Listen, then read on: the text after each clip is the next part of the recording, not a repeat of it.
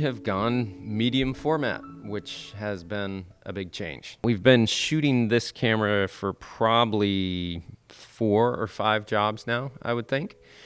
And I think it's time to give some first impressions on what we think of this wonderful new camera. I'll go through the negatives first and then the positives. We'll end on a positive note. First of all, this thing is heavy compared to a Canon. Definitely not something that you want to wear around your neck while walking through a city or hiking, or if you do, find really good support to carry it with. It is very heavy, but it's medium format, so of course it's going to be heavy. There's 2 batteries in it, lenses are bigger, all that. The layout and everything of Fujifilm I find to be less intuitive. Now that could just be that I'm used to Canon, so I keep wanting to do things in the Canon manner, but it feels more professional and technical than a more user-friendly interface that you would have on the Canon. Not as many lens options as you would have with a Canon. They don't have tilt shift lenses or anything else yet available for it, which is difficult when you're an architectural photographer.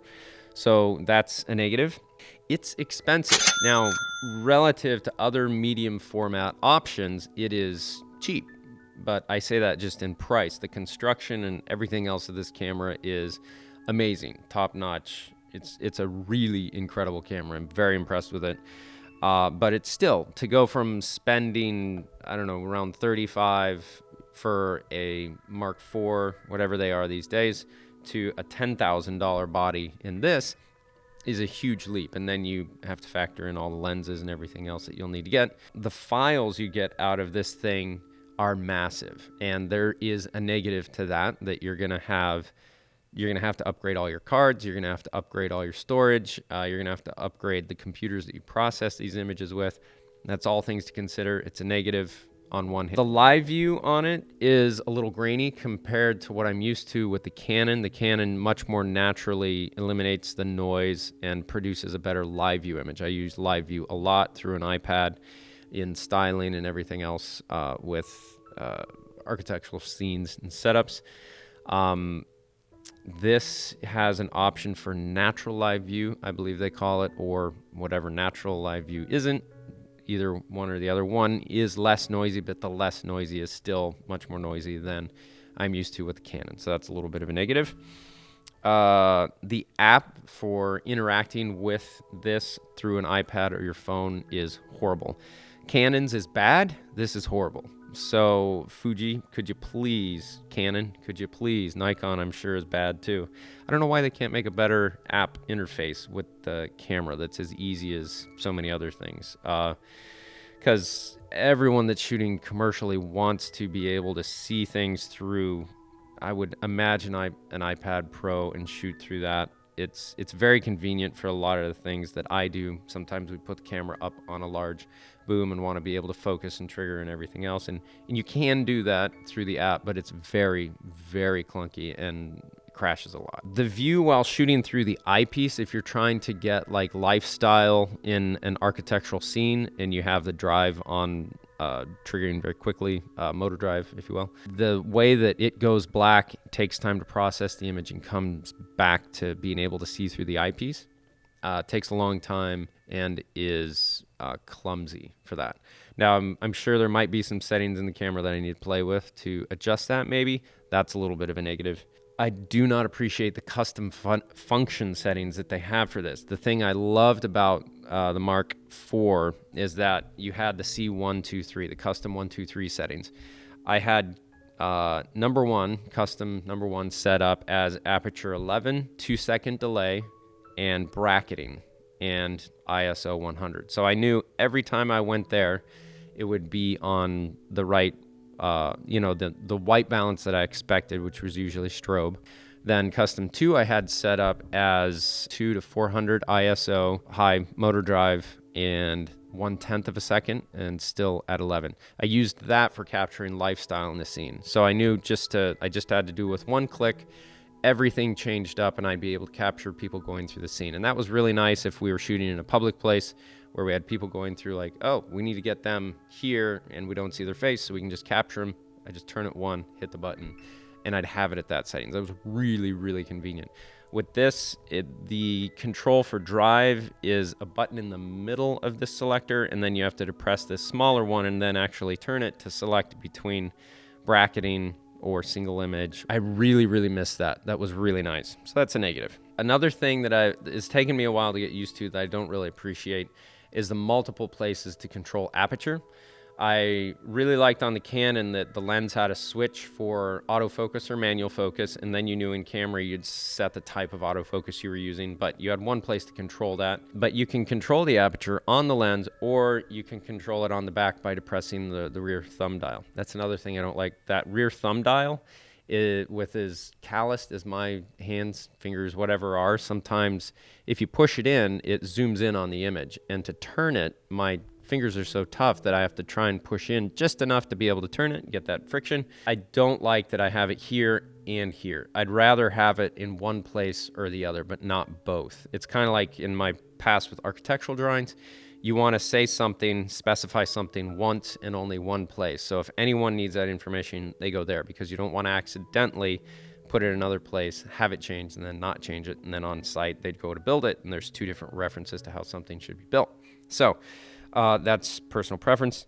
And then I find when you're doing the manual focus, I know there's a setting in here that controls the speed of how fast the focus travels, and I need to adjust that because where I have it set right now, it takes forever. Those are the negatives that I've found with this camera system so far. Now, let's move on to being more positive. So, positives.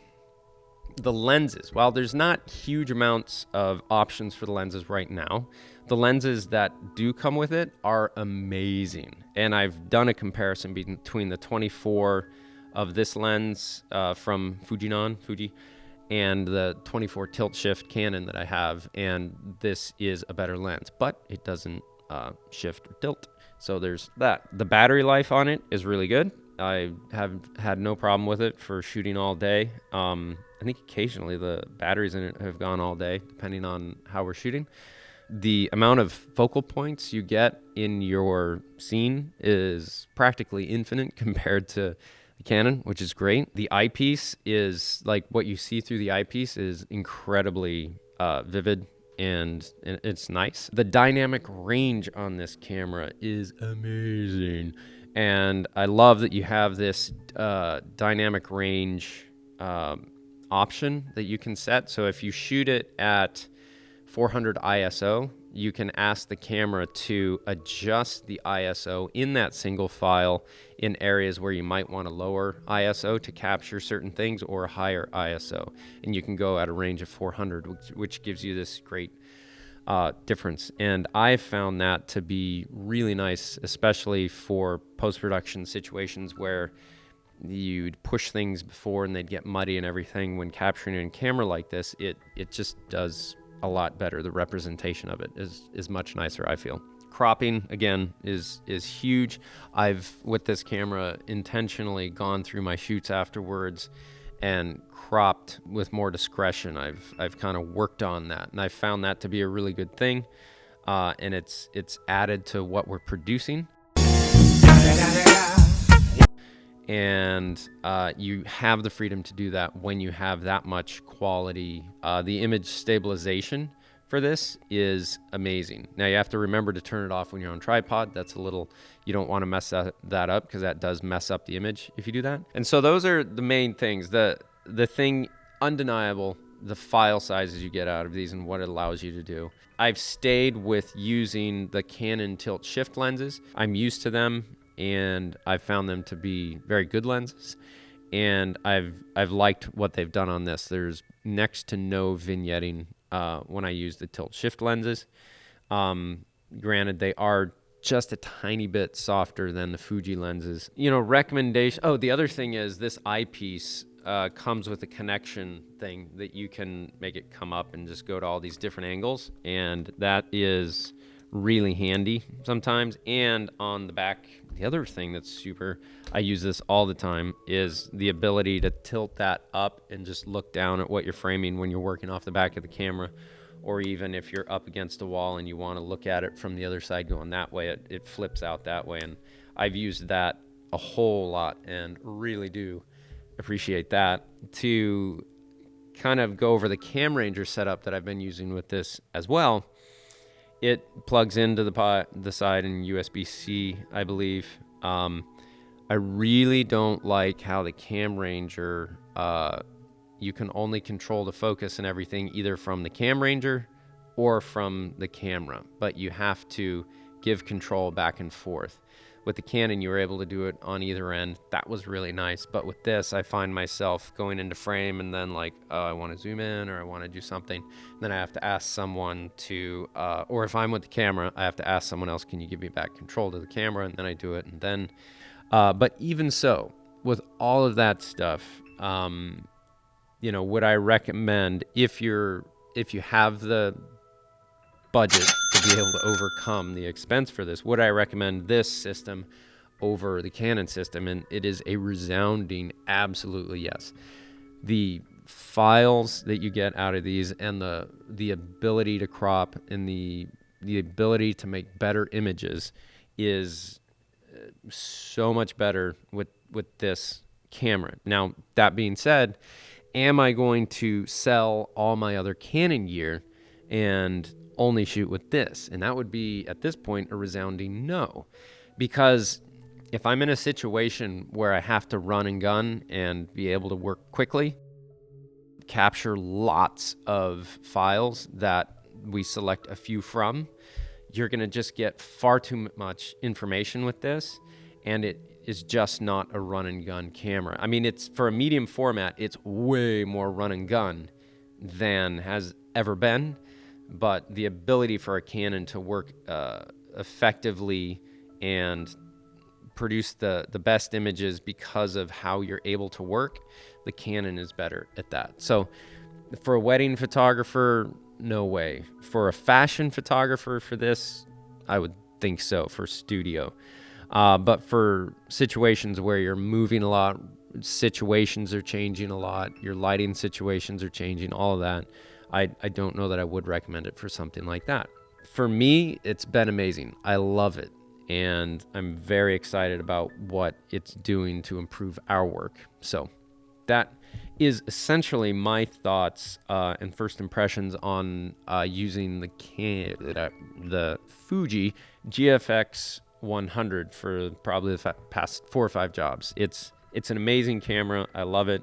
Glad I got it. Thanks a lot for watching. Let us know further questions you might like us to answer about this camera, and we could do another video and let you know what we're thinking so far or anything about our workflow or anything else. Thanks a lot. Please subscribe and have a great day. Later.